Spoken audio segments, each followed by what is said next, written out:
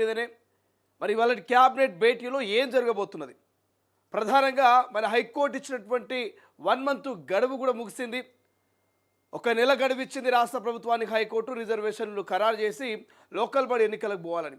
So 25వ తారీఖుతోటే మరి high court ఇచ్చినటువంటి గడువు అయితే ముగిసింది.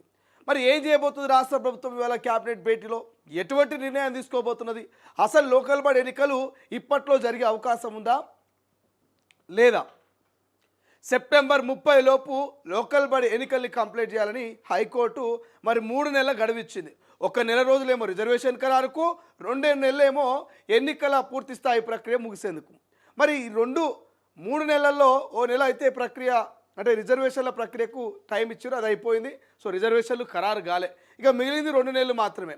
మరి ఇవాళ క్యాబినెట్ భేటీలో తెలంగాణ రాష్ట్ర ప్రభుత్వం ఏ నిర్ణయం తీసుకోబోతుంది? మంత్రివర్గము ఎటువంటి నిర్ణయం తీసుకోబోతుంది? హైకోర్టుకు మళ్ళీ ఏమైనా పోయి కొంత రిజర్వేషన్లు టైం ఏమైనా అడుగుతుందా? రిజర్వేషన్ల కోసం, రిజర్వేషన్ల ఖరారు కోసం గడువు ఇవ్వండి అని చెప్పేసి హైకోర్టుకి ఏమైనా వెళ్తుందా? లేకపోతే పార్టీ పరంగా ఏమైనా టికెట్లు ఇస్తుందా? ఏం చేయబోతుంది ఇవాళ?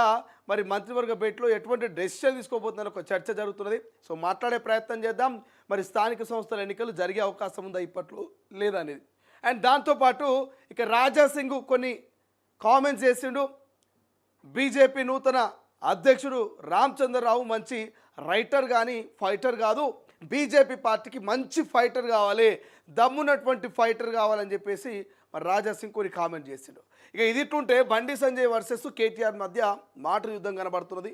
సో గతంలో కేటీఆర్ చెల్లి కోసము, వాళ్ళ మీద ఉన్న కేసులు ఎత్తేయడం కోసము మా పార్టీని సంప్రదించి మా పార్టీ పెద్దలతో మాట్లాడింది వాస్తవం కాదంటూ ఎంపీ సీఎం రమేష్తో పాటు ఇటు బండి సంజయ్ కూడా రీసెంట్గా కామెంట్ చేసిండు. సో ఇట్లా చాలా అంశాలున్నాయి, పొలిటికల్ అంశాలు. సో అన్నిటి గురించి మనం కులంకుశగా డిస్కషన్ చేసుకుందాం. సో ఒక్కసారి హెడ్లైన్ చూద్దాం, తర్వాత పూర్తి వార్తలకు వెళ్ళే ప్రయత్నం చేద్దాం. ఇక రేషన్ కార్డు కానీ, రైతు బంధు కానీ, రైతు భరోసా కానీ, ఇందిరమ్మ ఇల్లు కానీ, సో ఇట్లా చెప్పుకుంటూ పోతే చాలా అంశాలున్నాయి రాష్ట్ర ప్రభుత్వానికి సంబంధించి. అన్నిటి గురించి డిస్కస్ చేద్దాం. ప్రధానంగా హైలైట్గా మనకు గురుకులాలో జరుగుతున్నటువంటి ఫుడ్ పాయిజన్లు కానీ, ఇవాళ మీరు అందరూ చూడండి, బీసీ, ఎస్సీ, ఎస్టీ, మైనార్టీ హాస్టల్లో చదువుకునే పిల్లలంతా కూడా బడుగు బలహీన వర్గాల పేద పిల్లలు.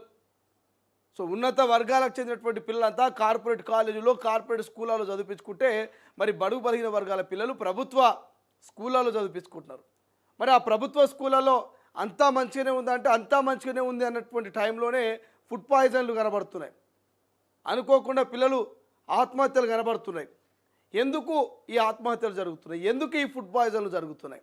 ఓ కార్పొరేట్ స్కూళ్ళలో, కార్పొరేట్ కాలేజీల్లో జరగని మరి ఫుడ్ పాయిజన్లు కేవలం ఈ బడుగు బలహీన వర్గాలు పిల్లలు చదువుకున్నటువంటి బీసీ, ఎస్టీ, ఎస్సీ, మైనార్టీ హాస్టల్లోని ఎందుకు ఫుడ్ పాయిజన్లు జరుగుతున్నాయి?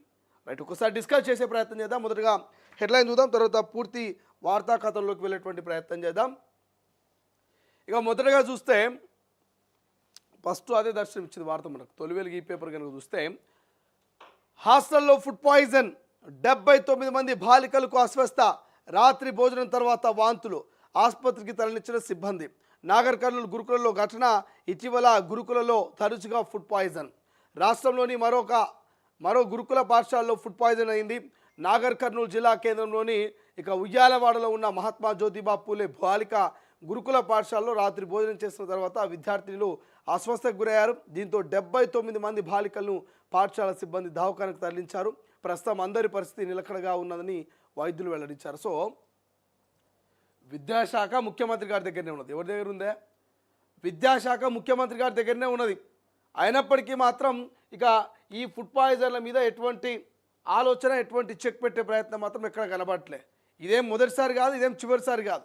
గతంలో అనేక మార్లు ఫుడ్ పాయిజన్లు జరిగితేనే మరి ఫుడ్ క్వాలిటీగా పెట్టాలని చెప్పేసి రాష్ట్ర ప్రభుత్వం మరి కొత్త మెనూని తీసుకొచ్చింది. వాళ్ళకు కాస్మెటిక్స్ ఛార్జెస్ కావచ్చు, డైట్ ఛార్జెస్ కావచ్చు పెంచింది. ఇన్ని పెంచి ఇన్ని చేసినా కూడా మళ్ళీ ఫుడ్ పాయిజన్ పునరావృతం అవుతున్నాయి. సో సాయి ఒక పోల్ పెట్టే ప్రయత్నం చేయి, తెలంగాణ రాష్ట్రంలో విద్యాశాఖ మంత్రిని నియమించాల్సిన అవసరం ఉన్నదా లేదా? వరుస ఫుడ్ పాయిజన్ సంఘటనలు చూస్తే రాష్ట్రంలో విద్యాశాఖ మంత్రిని నియమించాల్సిన అవసరం ఉన్నదా లేదా అని ఒక పోల్ పెట్టే ప్రయత్నం చేయి. సో ఏమనంటే కాంగ్రెస్ వాళ్ళు మరి విద్యాశాఖ ముఖ్యమంత్రి దగ్గరనే ఉన్నది. ముఖ్యమంత్రి అయితేనే విద్యాశాఖను బాగా మానిటర్ చేయగలుగుతాడు, విద్యార్థులకు అన్ని రకాలుగా అండగా ఉంటాడు అని చెప్పేసి చాలామంది కాంగ్రెస్ నాయకులు చెప్తుంటారు. సో మరి ఇక్కడ విద్యాశాఖ అని చెప్తున్నాం కదా, మనం విద్యాశాఖ గురించే డిస్కస్ చేస్తున్నాం. ముఖ్యమంత్రి దగ్గర ఉంటేనే ఇన్ని ఫుడ్ పాయిజన్లు అవుతున్నాయి. మరి ముఖ్యమంత్రి దగ్గర ఉంటేనే ఇంత నిర్లక్ష్యంగా మరి గురుకుల్లో ఉన్నటువంటి అధికారులు వ్యవహరిస్తూ ఉన్నారు. సో మరి దీని మీద విద్యాశాఖ అవసరమా సపరేటు, లేకపోతే ముఖ్యమంత్రి దగ్గరనే ఉండాలా? తెలంగాణ ప్రజలు డిసైడ్ చేస్తారు. నేనో మీరో చెప్పుడు కాదు, నేను చెప్తే నా మీద పట్టకాలు చేసే ప్రయత్నం చేస్తున్నారని చెప్పి కాంగ్రెస్ వాళ్ళు అంటారు. సో నేనో మీరో చెప్పుడు కాదు, తెలంగాణ ప్రజలు చెప్తారు. ఒక పోల్ పెడతారు మా వాళ్ళు, ఆ పోల్లో తెలంగాణ ప్రజలు డిసైడ్ చేస్తారు. రైట్. తెలుగు రాష్ట్రాల్లో స్పెరమ్ స్కామ్ అంట. పోర్న్ వీడియోలు చూపించి వీర్య సేకరణ. ఇక ఐవీఎఫ్ పేరుతో భారీ దోపిడీ. ఒక్కొక్కరి నుంచి 30 లక్షల వసూలు. పిల్లల్ని కొని సరోగసీ పేరిట అప్పగింత. భర్త స్పెరమ్ కాకుండా ఇతరుల స్పెరమ్ వాడకం. బయటపడుతున్న టెస్ట్ ట్యూబ్ బేబీ సెంటర్ల అరాచకాలు. ఇక ప్రభుత్వ అనుమతులు లేకుండా నిర్వహణ. సృష్టి సెంటర్ అధినేత డాక్టర్ నమ్రతతో పాటు 7గురు అరెస్ట్ అంట. 14 రోజుల రిమాండ్ విధించిన న్యాయమూర్తి. నగరంలో స్పెరమ్ కేంద్రాలపై పోలీసులు దాడులు. హైదరాబాద్ నుంచి గుజరాత్కు స్పెరిమ్ స్మగ్లింగ్ అంట. ఒక్కో స్పెరిమ్ డోనెట్కు 4,000 రూపాయలు చెల్లింపంట. చూసిరా డాక్టర్ల కథ కొంతమంది డాక్టర్ల కథ చూసిరు కదా, మీరు ఊళ్ళలో చూస్తుంటారు. పాపం ఏ ఆడబిడ్డకైనా మరి తల్లి కావాలి, అమ్మ అని పిలిపించుకోవాలనే కోరిక ఉంటుంది.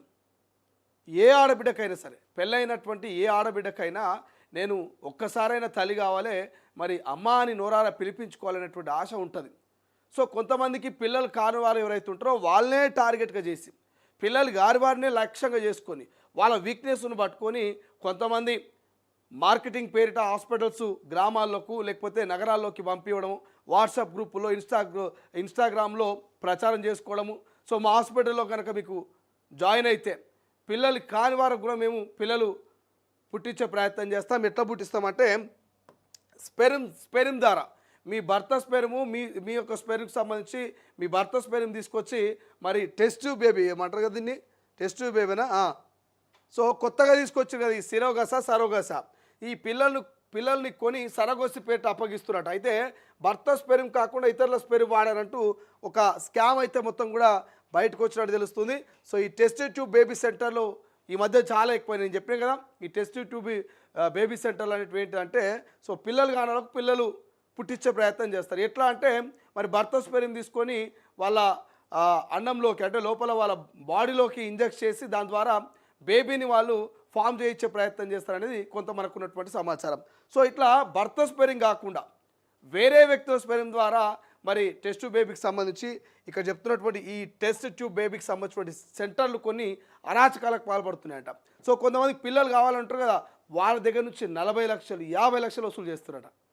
పోనీ పైసలు తీసుకొని ఏమైనా జెన్యున్గా భర్త వీర్యకణాలు తీసుకొని భర్త స్పెరం తీసుకొని ఏమైనా మరి అక్కడ బేబీని ఫామ్ చేయించి ఆ రకమైనటువంటి ట్రీట్మెంట్ ఇస్తున్నారంటే కాదు, వేరే వ్యక్తులది. బట్ వాళ్ళని మోసం చేసి డబ్బులు తీసుకోవాలి. సరోగస ఇక్కడ చెప్తున్నాడు కదా, ఈ సరోగస్ పేరిట వేరే పిల్లల్ని కొని ఇక మీ పిల్లలు అని చెప్పేసి అప్పగిస్తున్నారట. సో ఇట్లా చాలా ఫ్రాడ్లు జరుగుతున్నాయి. ఈ స్కామ్ అంతా కూడా బయటపడ్డది. సో దీని గురించి కూడా మనం డిస్కస్ చేద్దాం. 14 రోజుల పాటు విధించినటువంటి న్యాయమూర్తి 7గురిని అరెస్ట్ చేశారట. డాక్టర్ నమ్రతతో పాటు.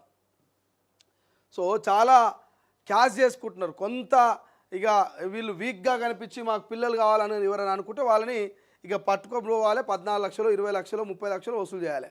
రైట్. ఇంకో వార్త, కేఎల్ఆర్ కాలేజీలో ర్యాగింగ్ అంట. ర్యాగింగ్తో స్టూడెంట్స్లో ఫియర్. కాలేజీ వదిలిపెడుతున్న విద్యార్థినిలు. సర్టిఫికేట్లు ఇవ్వకుండా యాజమాన్యం వేధింపులు.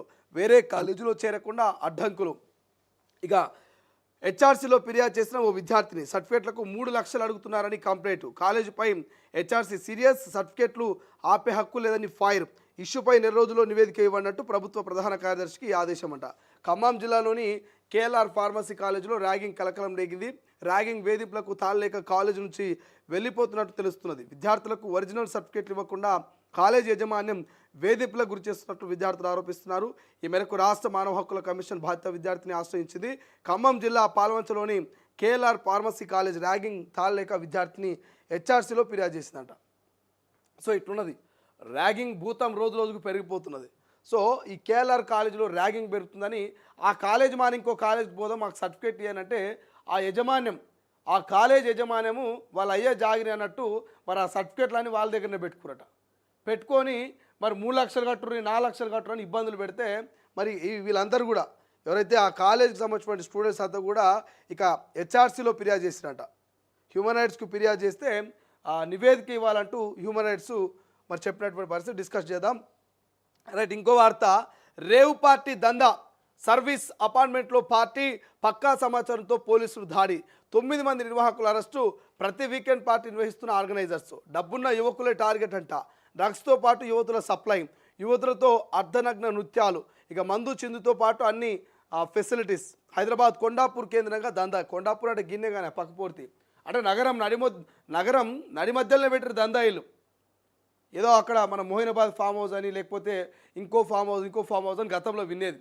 కానీ నగరం నడిపోటీ ఇక కొండాపూర్ అంటే ఏమన్నది, మొత్తం హైటెక్ సిటీ, కోకాపేటు ఇవన్నీ కూడా మొత్తం చుట్టూ పెద్దగా బిల్డింగ్స్ వచ్చేసినాయి. ఈ కొండాపూర్లో దందా పెట్టి మంచిగా మత్తు, ఇంకోవైపు ఇక అమ్మాయిలతోటి అర్ధనగ్నమైనటువంటి వీడియోలు. సో పోలీసు వాళ్ళు వీళ్ళని పట్టుకురాట, రేవ్ పార్టీ నిర్వహిస్తూ ఉంటే.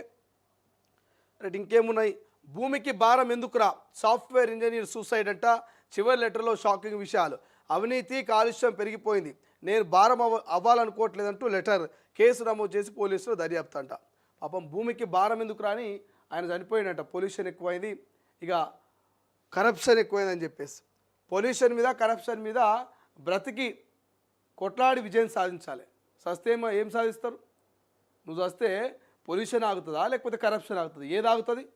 బ్రతికుండే ఇంకేమైనా సాధించాలి. పొల్యూషన్ ఆపడమో కరప్షన్ ఆపడమో బ్రతికి సాధించాలి. పాపం ఆయన రాంగ్ డెసిషన్ తీసుకున్నాడు తెలుస్తుంది.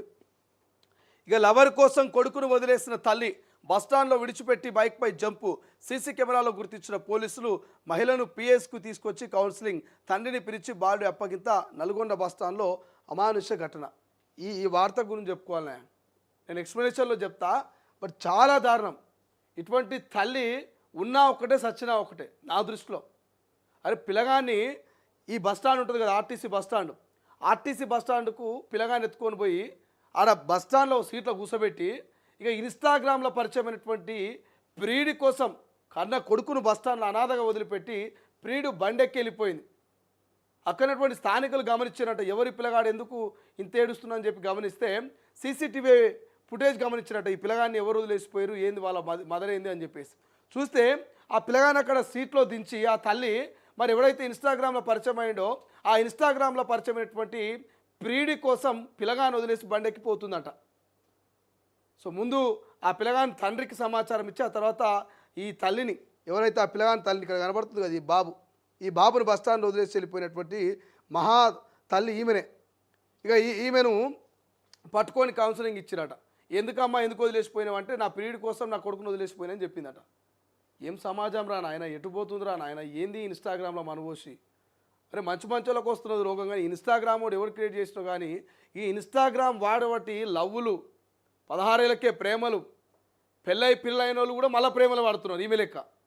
మరి మన తాను ఏం నచ్చిందో ఇంతకంటే బెటర్గా చూస్తా అనుకున్నాడే మరి ఆమె. అరే కన్న కొడుకును వదిలేసిపోతారా అన్న, ఈ పొద్దున పిల్లలు కాక ఇక్కడ చూసినా ఇప్పటిదాకా మనం ఈ వార్త చూసినాం కదా, పిల్లలు కాక పాపం ఒక్కొక్కరు లక్షలు ఖర్చు పెట్టుకుంటున్నారు, మోసపోతున్నారు హాస్పిటల్ చుట్టూ తిరిగి. ఇక్కడ పాపం దేవుడు మంచిగా కొడుకునిచ్చిండు, ఆ కొడుకును బస్టాండ్లో వదిలేసిమే ఎవడో ఇన్స్టాగ్రామ్లో పరిచయం అయినా మన ఎంబడి పోతున్నది. ఉన్నోడు ఉండేడిస్తే లేనోడు లేకేర్చినట. సో ఇట్లున్నది కాలం, మనం డిస్కస్ చేసే ప్రయత్నం చేద్దాం. సో ఇక ఈనాడులో చూస్తే, ఈనాడులో ఏం కనబడుతున్నా హైలైట్గా, అతివేగమే హరిస్తోంది, 80% పైగా రోడ్డు ప్రమాదం, మరణాలకు కారణం ఇదేనంట. ఇక రోజుకు సగటున 16 మంది మృత్యువాత, వాహన వేగం 65 కిలోమీటర్లు దాటితే ప్రమాదాలకు ఆస్కారం ఉందంట. అతివేగం ప్రాణాలు తీస్తుందంట. 65 కిలోమీటర్లు అంటే గంటకు 65 కిలోమీటర్ల వేగం కనుక దాటితే ప్రాణాలు పోతాయట. సరోగసి ముసుగులో శిశు విక్రయాలంట, పిల్లలేని దంపతుల నుంచి లక్షల్లో వసూలు. ఇక యూనివర్సల్ సృష్టి ఫెర్టిలిటీ కేంద్రం నిర్వాహకురాలు నమ్రత సహా 8 మంది అరెస్ట్ అయ్యారట. ఇక ఈమెనే ప్రధాన నిందితురాలు నమ్రత. చూడండి,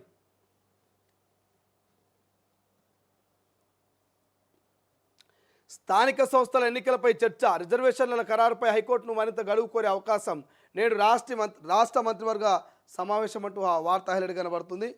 రైట్, ఇంకేమున్నాయి ఆంధ్రజ్యోతిలో చూస్తే,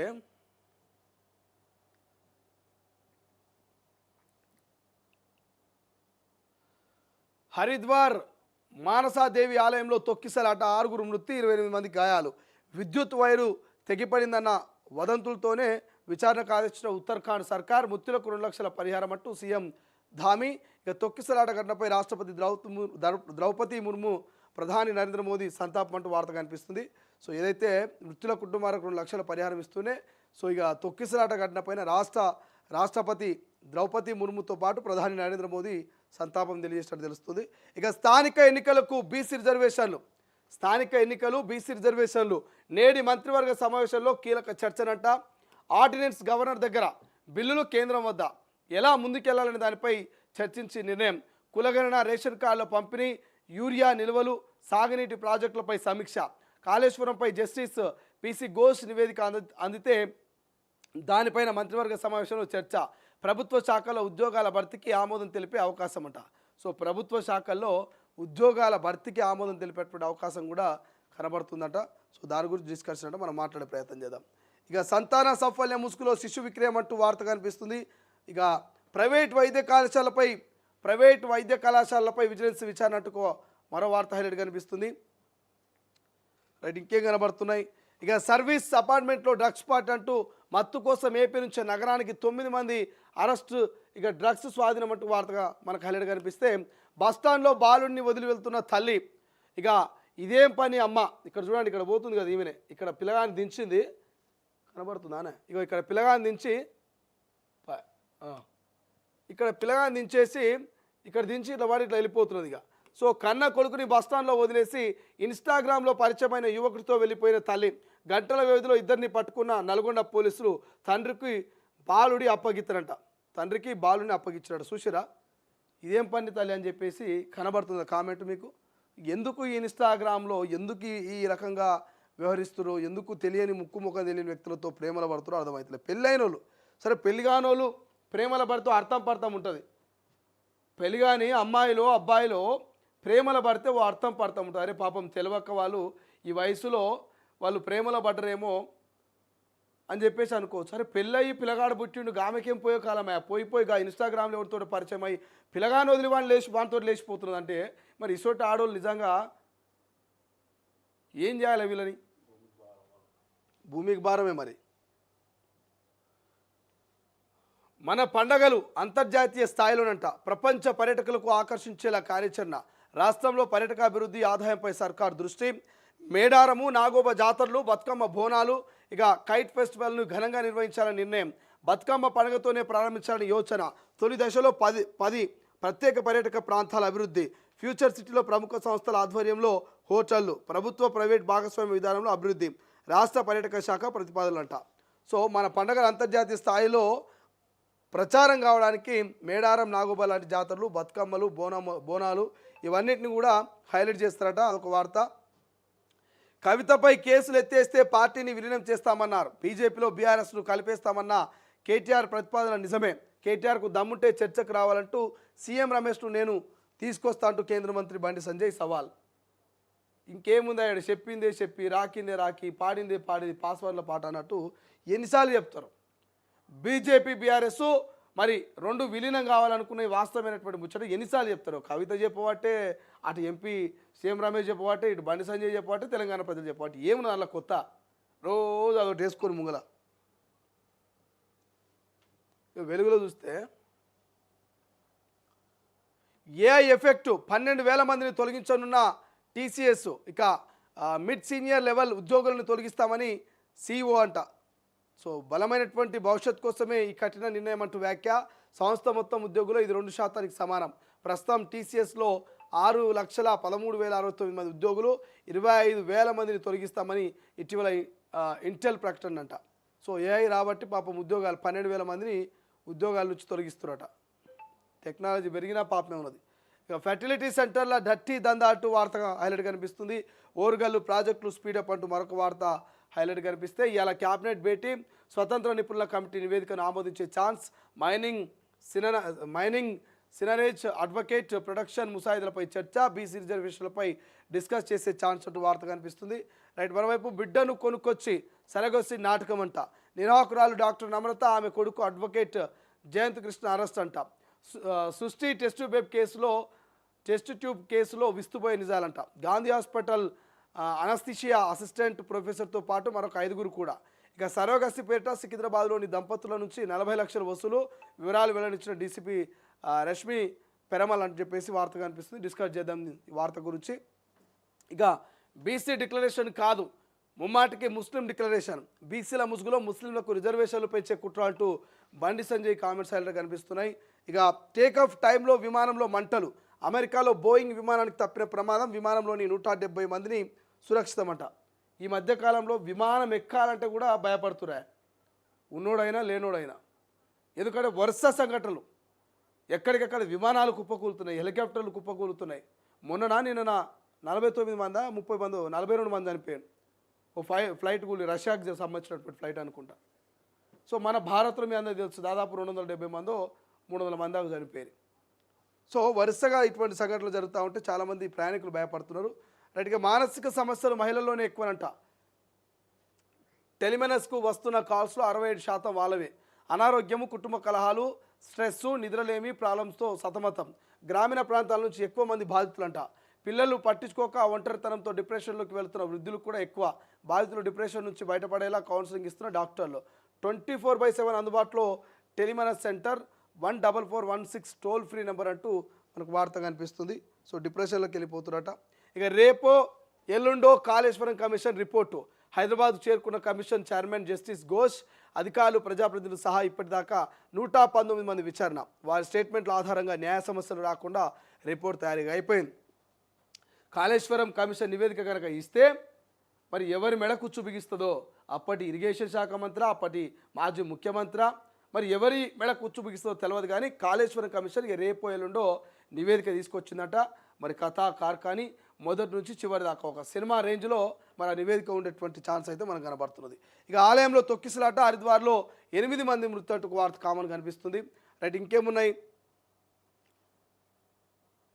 రైట్, ఇక పార్టీ ఇస్తాం రండి, ఇండ్ల మధ్య సర్వీస్ అపార్ట్మెంట్లో కొత్త దందా. అమ్మాయిలతో కలిసి వస్తే ఒక రేటు, అబ్బాయిలు మాత్రమే వస్తే మరొక రేటు. నగరంలో పెరుగుతున్న హౌస్ పార్టీ కల్చర్ అంట. కొండాపూర్ రేవ్ పార్టీలో పట్టుబడ్డ యువకులు అంటూ వార్త మనకు కనబడుతుంది. ఇక కొండాపూర్లో రేవ్ పార్టీ భగ్నం, సర్వీస్ అపార్ట్మెంట్ కేంద్రంగా నిర్వహణ. ఏపీకి చెందిన 9 మంది అరెస్ట్ అంట. భారీగా డ్రగ్స్, గంజాయి స్వాధీనం అంట. మందు విందు అవసరమైతే పొందు సైతం అంటూ వార్త హైలైట్ కనిపిస్తుంది. రైట్గా విలీన పంచాయతీ, గులాబీ పార్టీపై రోజు రోజుకు పెరుగుతున్న ప్రచారం. నాడు కాంగ్రెస్లో మెర్జ్ అంటూ దుమారం, తాజాగా బీజేపీలో అంటూ కామెంట్స్. బలం చేకూరుస్తున్న కీలక నేతల వ్యాఖ్యలు. ఇంత జరుగుతున్న స్పందించిన కేసీఆర్. ఆందోళనలో కారు పార్టీ క్యాడర్. భవిష్యత్తులో ఏం జరుగుతుందని టెన్షన్. ఏమవుతుంది? టెన్షన్ లేదు, గించం లేదు, అంతా మర్చిపోతారు. మళ్ళా కాళేశ్వరం నివేదిక సిద్ధమంట. రేపో మాపో ప్రభుత్వానికి అందజేత, అనంతరం క్యాబినెట్ సబ్ కమిటీ ఎదుర్కో, ఆ తర్వాత అసెంబ్లీలో చర్చ. రాష్ట్రానికి చేరుకున్న జస్టిస్ పీసీ ఘోష్ కమిషన్ అంటూ వార్త హైలైట్ కనిపిస్తుంది. రైట్గా బీజేపీలో చేరే ప్రసక్తే లేదు, అన్ని విషయాలు ఆలోచించే రాజీనామా చేస్తా అంటూ పార్టీ అధ్యక్షుడు రామచంద్రరావు ఫైటర్ కాదు, కమలం గెలుపు కోసం ఫైటర్ అవసరం అంటూ ఎమ్మెల్యే రాజాసింగ్ కామెంట్స్ హైలైట్ కనిపిస్తున్నాయి. ఇక కార్లు వెనక్కి ఇవ్వరా, బదిలీ అయినా మీ దగ్గర పెట్టుకుంటారా? సో ఇద్దరు ఐఏఎస్ల తీరుపై సర్వత్రా విమర్శలు వస్తున్నాయంట. ఇక జీడీకి ఇంకా అప్పగించలేదంటూ ఆరోపణలు. దక్షిణ తెలంగాణలోని ఓ కలెక్టర్, స్పెషల్ సిఎస్ హోదాలోని మరో ఆఫీసర్ ఎన్నిసార్లు మెమోలు జారీ చేసిన స్పందన కరువంట. సో అమ్మతనం ఆశ చూపి లక్షల్లో వసూలు. సృష్టి ఫెర్టిలిటీ సెంటర్ ధారణాలు, సరోగసి ముసుగులు, అరాచకాలు. ఎఫ్ఐఆర్లో సంచలన విషయాలంట. డాక్టర్ నమ్రత సిబ్బందిపై పలు సెక్షన్ల కింద కేసు. గాంధీ ఆసుపత్రి డాక్టర్ సైతం అరెస్ట్ అంట. స్పెరిమ్ దానం చేస్తే 4,000 రూపాయలంట. ఏం నడుస్తుందో, ఏం జరుగుతుందో అర్థమవుతుంది. ఇక కూతురుపై తండ్రి లైంగిక దాడి, బాలికకు రక్తస్రావం కావడంతో ఆసుపత్రికి తరలింపు. నారాయణపేట జిల్లా మరికల్ మండలంలో దారుణం. సో కొడుకును వదిలేసి ఇన్స్టా ప్రీడ్తో తల్లి జంపు. నల్గొండ జిల్లా కేంద్రంలో సంఘటన. ఏం జరుగుతుందిరా నాయన? మహిళలకు పదవుల పండగ. మహిళా శిశు సంక్షేమ శాఖలో నామినేటెడ్ పోస్టుల భర్తీకి చర్యలంట. రాష్ట్ర వ్యాప్తంగా చైల్డ్ వెల్ఫేర్ కమిటీలు, ఒక్కో కమిటీలో కనీసం 2 మహిళలకు స్థానం. ఇక జువెనల్ జస్టిస్ బోర్డులోనూ సభ్యుల నియామకం, అందులోనూ కనీసం ఒకరికి అవకాశం అంటూ మహిళలకు సంబంధించి మరి కొలవల పండగ అంటూ ఒక వార్త హైలైట్ కనిపిస్తుంది. రైట్, స్వేచ్ఛలో చూస్తే హరిద్వార్లో తొక్కిసలాట అంటూ కామన్ వార్త ఒకటి హైలైట్ కనిపిస్తుంది. ఇటు పోయింది, ఇది ఒకటే వార్త అయ్యా.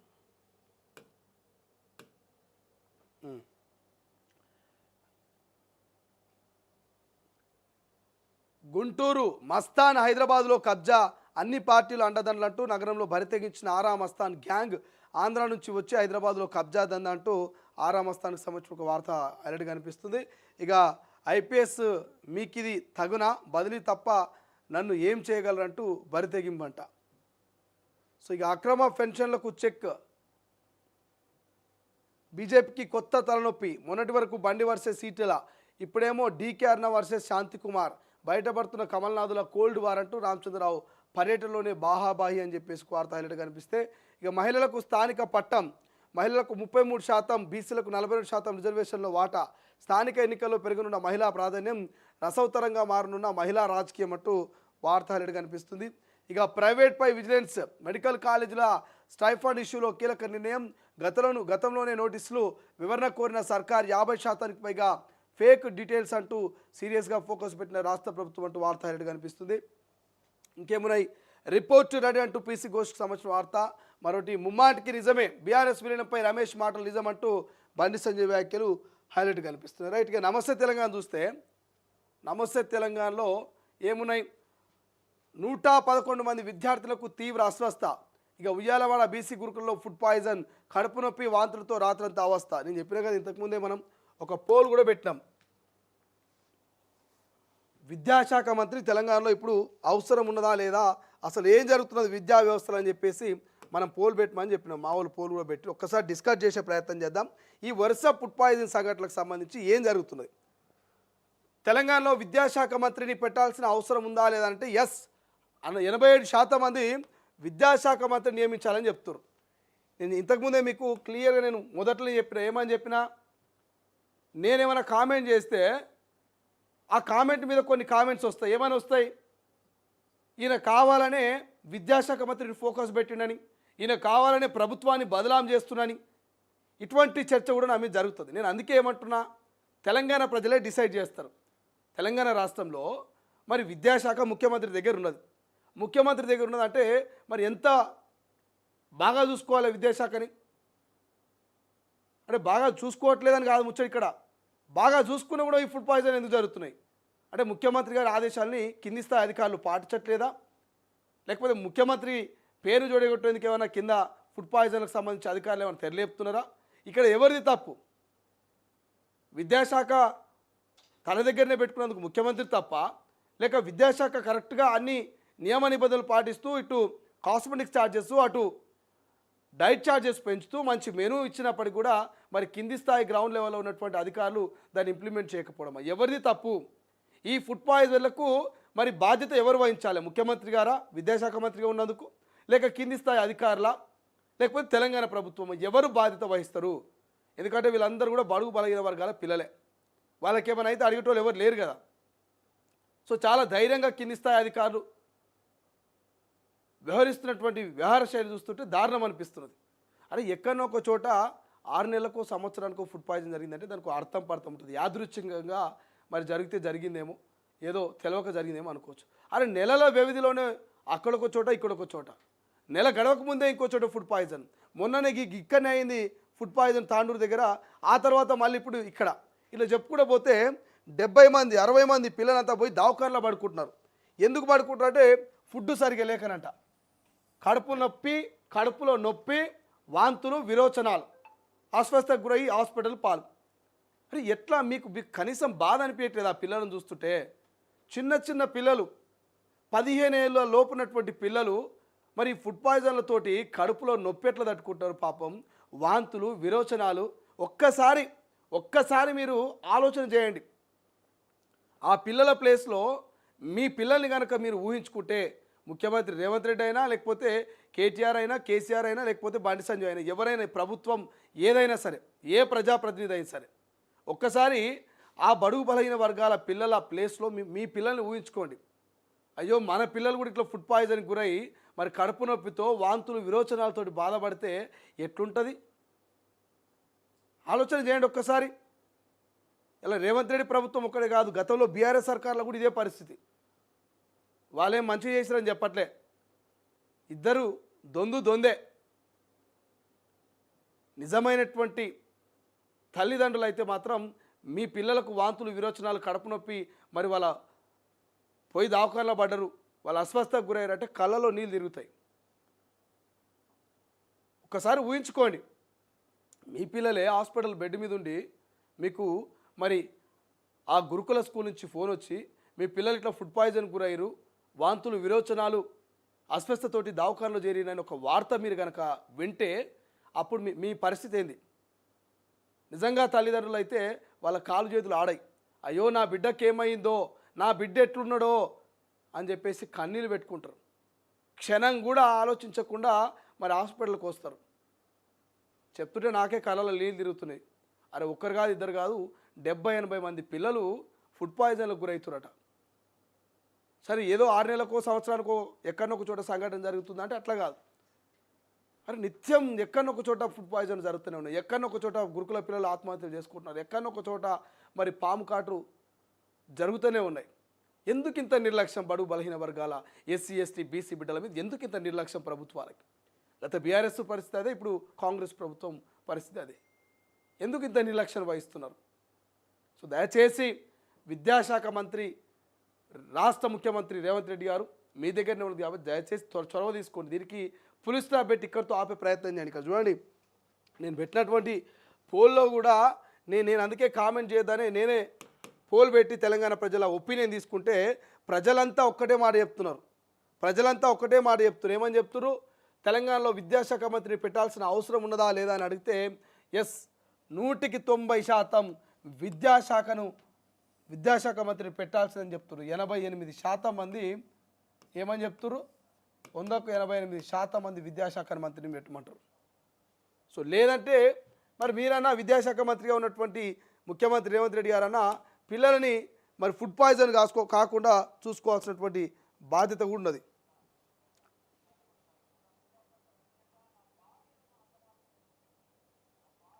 ముందు ఉచిత శాఖకి మంత్రిని పెట్టాలనుకుంటా, ఉచిత శాఖ ఏంది అర్థం కాలే, ఇప్పుడు లేదా?